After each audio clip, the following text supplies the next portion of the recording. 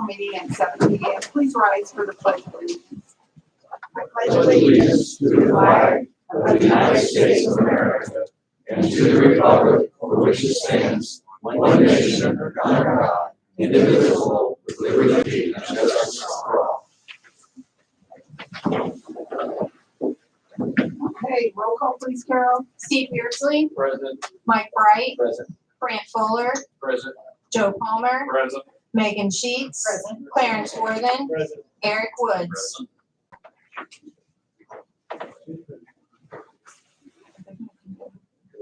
Great. Well, they all can come in if they want to have to stand around, but or grab a chair. Okay, we're going to start out with public comments, and we have Karen Constance with us. Can we do the minute first? Oh, yeah, we can. Never mind. Let's do the minutes. Okay. I'll make a motion to approve the council minutes from August 22nd. I'll second. Roll call, please. Steve Beardsley, Aye. Mike Bright, Aye. Brant Fuller, Aye. Joe Palmer, Aye. Megan Sheets, Clarence Worthen, Aye. Eric Woods. Okay, minutes are passed. Okay, now Karen, you want to come up here?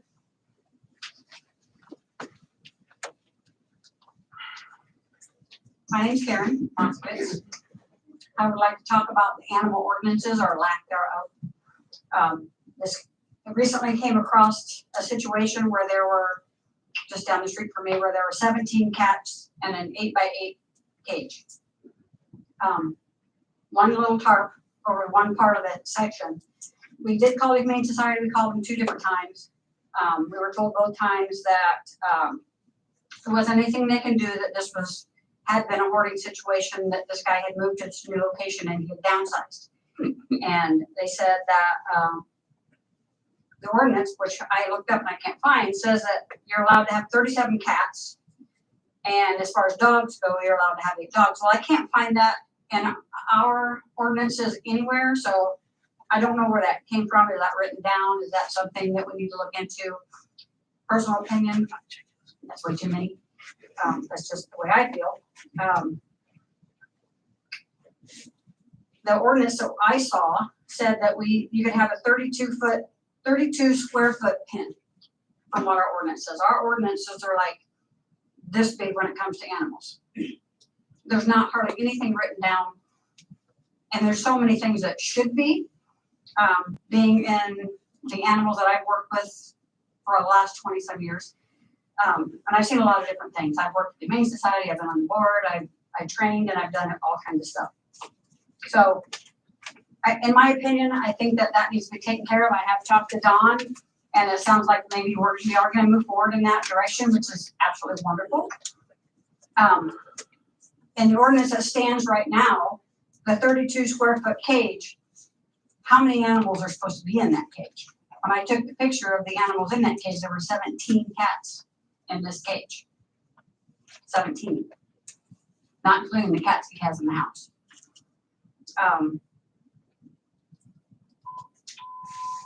Outside pets, I know that we have a leash law. I didn't really see that on the ordinances. I know we have leash law in town for dogs, at least I think we do. I'm not sure. Anybody know?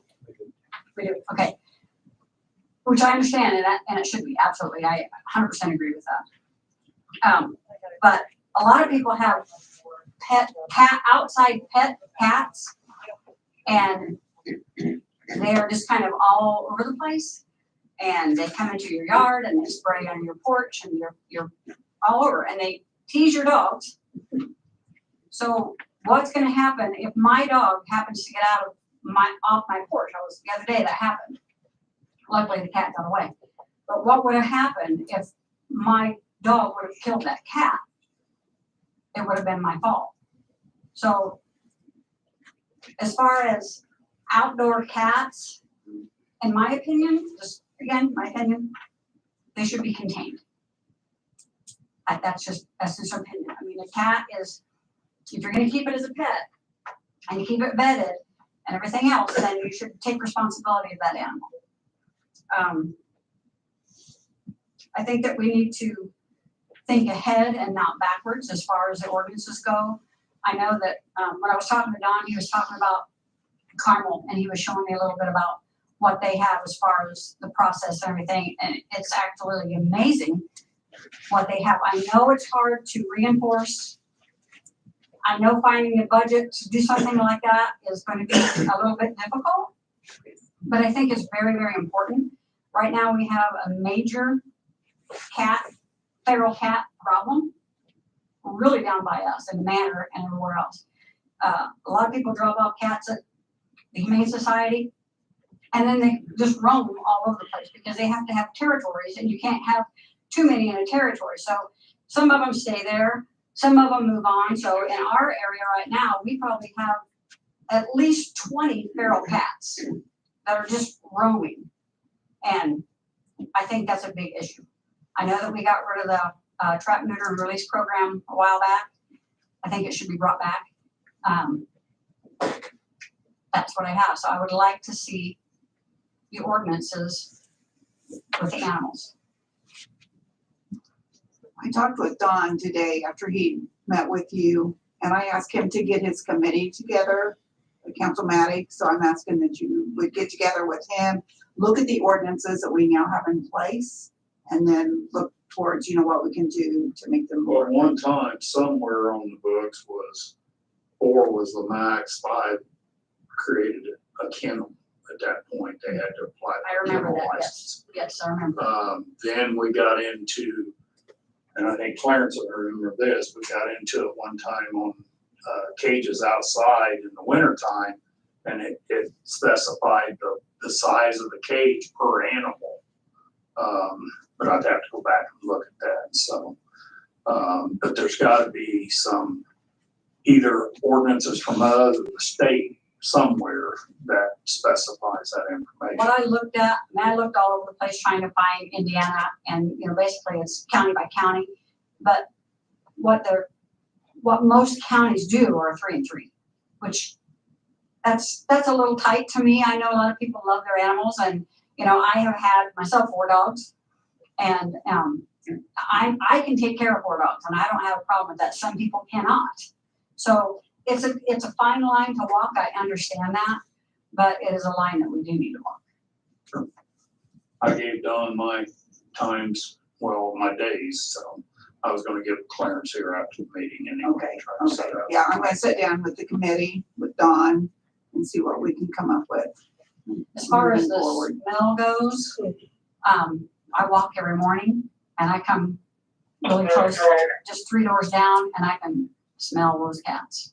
I mean, I live 3 doors down, can't smell it where I am, but on the other side, when I'm walking on the Manor side, wow, it's bad. So I don't know if there's anything right now that can be done.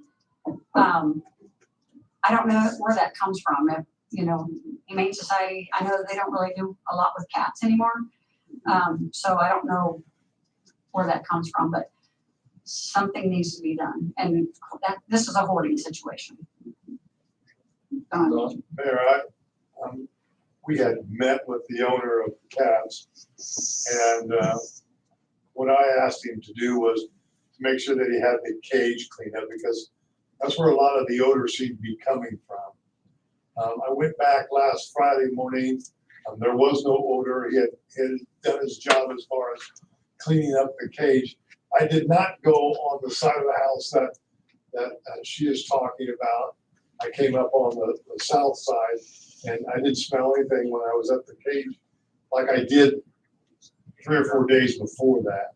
So she could be right. I didn't go that route, but I can go back down and check on all that. okay, It But was there this morning. we did send a note out just before we left today to our councilmatic committee to have them come back with days for us where we can try to gather and start a process. okay.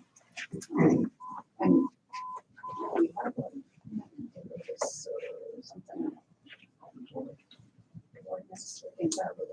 isn't there one like odor or? Yes. Yes. I went on the odor, I went on the cage Yeah. side, being the fact that didn't specify per animal, just said they could have up to a 30, no smaller than a 32 square cage.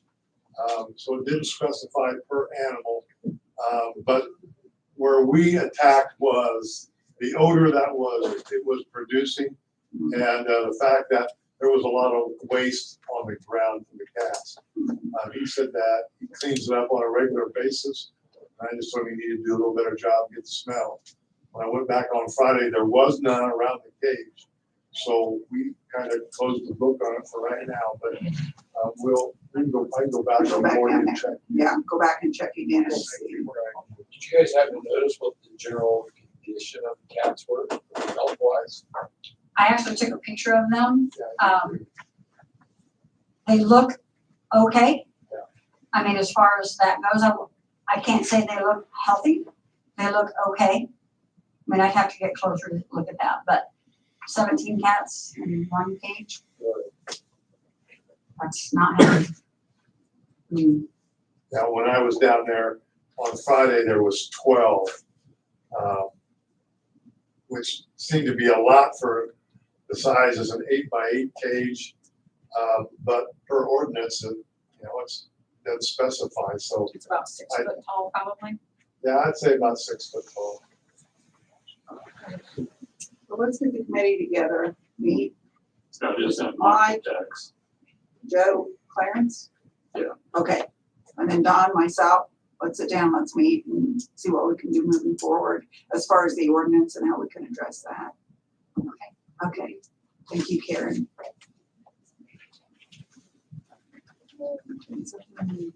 Public comments we had. Yes. Okay, next up on the agenda is ordinance number 22-16, and that's the 2023 City of Frankfurt budget. And we're on first reading.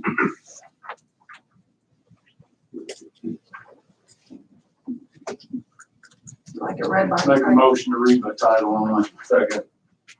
Roll call, please. Steve Beardsley. Aye. Mike Bright. Aye. Brant Fuller. Aye. Joe Palmer. Aye. Megan Sheets. Aye. Clarence Worthen. Aye. Eric Woods. Aye.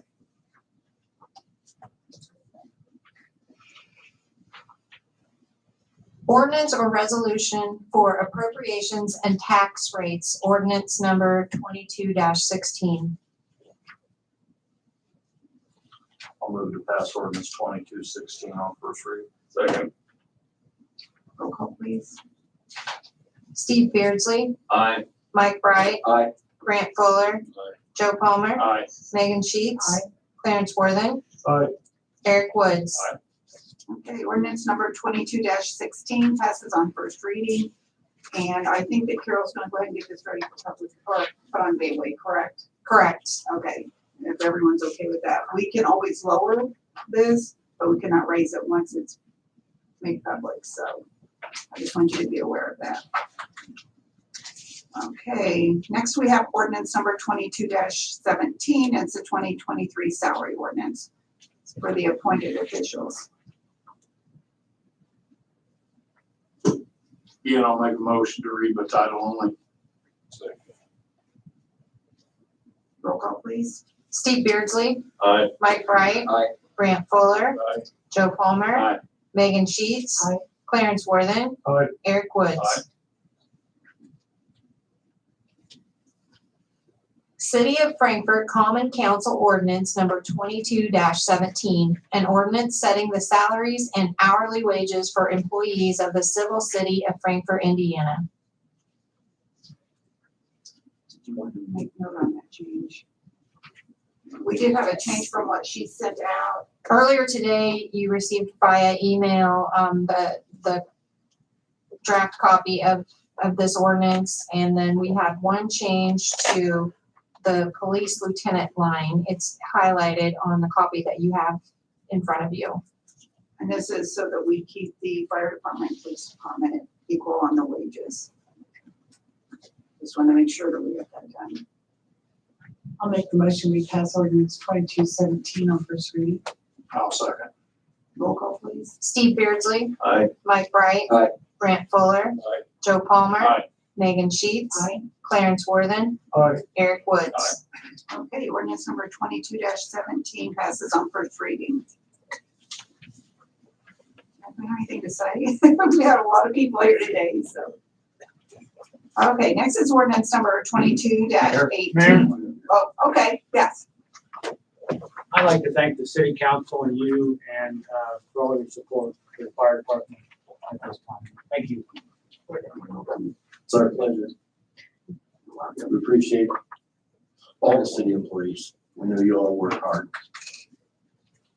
And it's something that needed to happen. So, We thank you very much.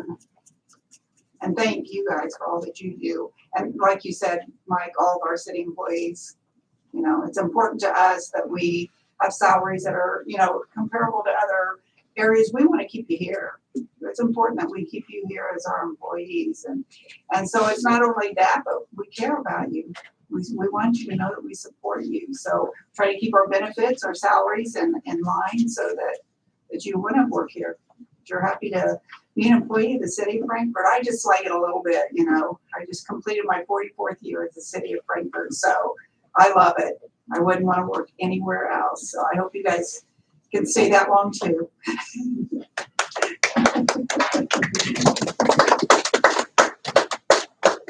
Okay, ordinance number 22-18 is the 2023 elected official salary ordinance, first reading.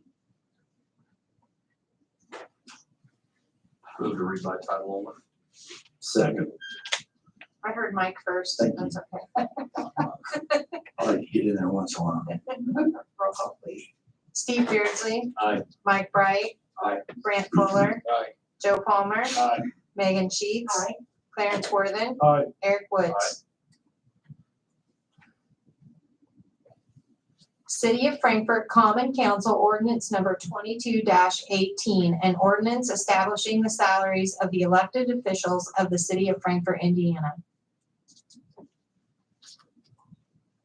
Make a motion, we pass ordinance 22-18 on first reading. Second. Roll call, please. Steve Beardsley. Aye. Mike Bright. Aye. Brant Fuller. Aye. Joe Palmer. Aye. Megan Sheets. Clarence Worthen. Aye. Eric Woods. Okay, ordinance number 22-18 passes on first reading. When's our next one? Do we skip this time or between second and third? Here, because I knew you were gonna ask that question. So we will have second reading on Tuesday, October 11th, which is moved because of the Columbus Day holiday. So our meeting's on a Tuesday, so we do skip the We gotta next one. skip the next, we won't have second reading until the October 11th meeting. And then at that time, if there's any amendments or anything that we want to make, we can do it at that time. Okay, ordinance number 22-19. Additional appropriation. Move to read by title only. Second. Roll call, please. Steve Beardsley. Aye. Mike Bright. Aye. Brant Fuller. Aye. Joe Palmer. Aye. Megan Sheets. Clarence Worthen. Aye. Eric Woods. Is this, the one that we just, can we suspend second and third on this one or not? I have a public hearing or an additional appropriation, so we would not be able to do that.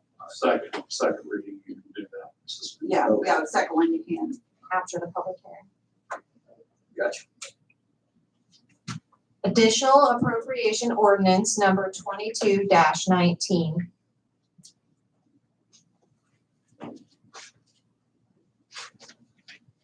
Entertain a motion. Make a motion, we pass 22-19 on first reading. Second. Was that Clarence for the second? That was Yes. Clarence. Thank Got it. you. Good job, buddy. Roll call, Steve Beardsley, Aye. Mike Bright. Aye. Brant Fuller. Aye. Joe Palmer. Aye. Megan Sheets. Clarence Worthen. Aye. Eric Woods. Okay, ordinance number 22-19 passes on first reading. Next, we have resolution number 22-08. Read that, Carol, or you want me to? Resolution number 22-08, Common Council, City of Frankfurt. A resolution of the Common Council of the City of Frankfurt, Indiana, approving certain matters in connection with the amendment of an economic development area and plan. Travis, do you want to talk to us about this a little bit? Let's go through this resolution. In the absence of someone from Reedy being here, I'll try to do that. The redevelopment commission adopted a resolution amending our economic development plan to actually remove certain parcels from the allocation area and simultaneously reinstate them. The idea being if their base termination date was back in 2012 or 2014, these particular parcels have decreased in value and assessed valuation since then. And so the new date that would affect them would be, I think it's January 1st of 2022. And the effect of that is to capture more TIF revenue since you're not having these negative values going into that allocation area. And the estimate that they gave us was approximately $400,000 a year in increased tax increment finance revenue that will be available. So it's what most communities are doing. This goes through the same process as any of these amendments to the plan that begins with the redevelopment commission's declaratory resolution, then went to the city plan commission for the plan commission's approval, which has been obtained. I think you had a copy of both the redevelopment commission's resolution and the plan commission's resolution in your packets. And so it also requires council approval by this resolution 22-08. And then a notice of this will go out to all the various tax units as we do in the other amended resolutions to the economic development plan. And it'll be published in the Times for a public hearing, and then the redevelopment commission will adopt a confirmatory resolution. Joe, did you have anything on that or? No, the ones that, some of these that we're basically deleting off of, if it has a change or something like that, we can always go back and possibly bring them back in. Bring them back in? Yes. And this is something that the redevelopment commission has worked with Reedy Yes, closely on. yeah, we've already approved it. for Yes. us. Okay, I'd entertain a motion for resolution 22-08. I'll make the motion, we approve resolution 22-08. Brings. Thank you. No, quiet tonight. Roll call, please. Steve Beardsley, Aye. Mike Bright, Aye. Grant Fuller, Aye. Joe Palmer, Aye. Megan Sheets, Aye. Clarence Worthen, Aye. Eric Woods. Okay, resolution Thank number you. 22-08 passes. So I guess, Joe, it goes back to you guys. Okay, thank you. Does anybody have anything under old business tonight? Okay, under new business, we have Brett Barton, Director of Community Corrections, to talk about the opioid settlement. Good evening, thanks for having me. Thank you for being here. Did everybody get information on this opioid settlement sometime? Okay. If not, I can. Everybody's well educated. Yeah, or I can refresh the memory just a second, yeah. There was a national settlement. Indiana was awarded a little over $500 million. The state decided to disperse that between counties, cities, and towns. The money that Frankfurt we get is actually in two pools. That's kind of what we talked about. That's what it puts. There's unrestricted money and there's restricted money. The unrestricted money, you guys could go out and buy a dump truck if you wanted to spend it on anything. The restricted money is more my concern is I wish that you would reach out to some of us with boots on the ground and make some decisions on how that money is going to be spent for treatment, training, programming, those things. So, please reach out to your first responders, law enforcement, the judges, prosecutor, myself, probation, Board of Health, Lord Healthy Communities. We just like to have some input on how that money is spent. We're going to get that money for 17 years. So it's quite a bit of money for a long period of time. And I just don't want to see any duplication of services between city and county, those kind of things. I think it'd be just a great collaboration on our part with the city and county to use this money for the get the best bang for a dollar, and maybe look for some matching grant money out there too, so I think we could really we help this I may community. refresh the memory a little bit Sure, on the amount sure. that we're gonna get, just in case. So Frankfurt is gonna get a total of unrestricted of $115,777.23. For 2022, we're gonna get $24,355.91, and in 2023, we'll get $4,381.28, and then, as you said, it's gonna stretch out. Till For the- 2038. Yeah. And then as far as our restricted payment, we're gonna get $270,146.89. In 2022, we're gonna get $56,830.43 of that.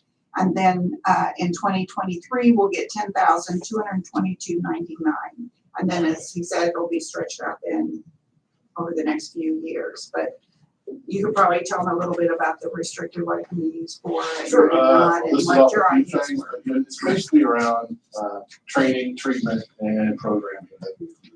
It's a very wide and broad area, so medically assisted treatment costs, treatment for pregnant and postpartum women, treatment for neonatal, anything around housing, transportation, childcare for anybody in treatment, jail treatment programs, evidence-based data collecting, expand telehealth services, treatment for trauma, provide scholarships for behavioral health practitioners, I like that one a lot, employee training, hospital programs, court diversion programs, training for law enforcement and criminal justice employees, and school-based programs. So pretty wide range there. I just want to see it go to the best use. Please reach out to us if you have any questions on recovery community. We do have 5 recovery meetings going in Frankfurt right now. It's the most we've ever had. One on Thursday, Brianna Soap. We get about 60 people every year. It's fantastic. I don't see where we have, the city has the expertise to make these decisions. I'd like to see some kind of group, whether it's you and Healthy Communities and the police and fire departments and the different players that are involved in this, come back with a recommendation to us. Because again, I have no way of deciding what the best way to do that would be. So That's what I keep county looking council for. last week, and they had the same vision you have. So, Okay, yeah. That's why I wondered what the county was gonna do. So they're kind of doing the same Yes. recommendation that we get a committee together. The only thing I'm unaware of, I don't know if this money can be rolled over year to year. Does it need to be spent by the end of I each didn't year? see anything that said it had to be Okay, I spent couldn't at the end find of that. every year. All right, so Not that I saw anything that I've read so far on that, so. have you ever answered any other questions that you have or concerns? I was gonna go one step farther on Steve and say that you might consider putting together a small subcommittee with the county, the city, and then we can bring that information back to the council if we need to. I agree with Steve, we don't need to be in the business of trying to establish where it's gonna go, but at least be able to gather that information and come back. Great. So, I'll reach out to Captain Chambers. Which I think is really great right now, what's going on. Everybody's working together to make this happen. So like you said, we have a lot of groups going on, Healthy Communities, we have our 180, we have our We Care. We have so many people that are involved right now, so I'm behind that 100%. Let's all work together. And you probably have the number, you probably want 8 out of every 10 arrests have been drug related. I would even go higher. You know, even your thefts or burglaries are all drug related. They really are. They're just not being arrested for drugs, or they're stealing. Too many frauds to get drugs. So. gotta pay for them somehow. Right.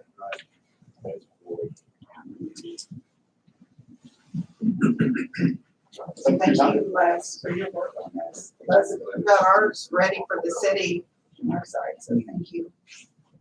Thank you. Thank you. Yes.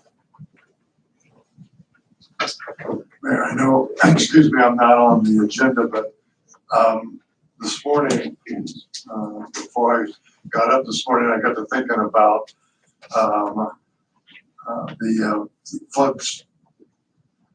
floodplain ordinance, the flood-storm ordinance. And I know that the last week of August, I sent out an email to all the council members giving you a red line version and then what we hope can be passed version. And I also wanted to make sure that you actually received it. So in your packets, you have, what it was and then the red line version of what was removed or what was added. Les had helped us with this. This is a DNR project. They're the ones who suggested or told us that we needed to update it. They helped us with this process also. You'll see some notes in the red line version that comes from DNR that either agreed with what we were doing or made suggestions. What I would like to be able to do is, this has been a project that we've been working on since about the spring of the year. And we need to get our ordinance updated. And I'd like to be able to try to do first reading on it in at our next council meeting. So that's why I wanted to verify or make sure that you received it, so that if there are questions that need to be asked prior to the next meeting or even at the next meeting, we can try to deal with it the best that we can and then look for a day for passage. So that's all I wanted to do, and that's why you have your packets. You're saying DNR is, Yeah, they're the ones who pushed it. Yeah, they're the ones who said, hey, you gotta update your ordinance, you're outdated. They gave us like a kind of a form, and what we did was we would pull up what we had, because they had that also, and then they made strikes through it, and then we tried to make an adjustment through that. Once we got that done, then we sent it back to DNR prior to Les reading it.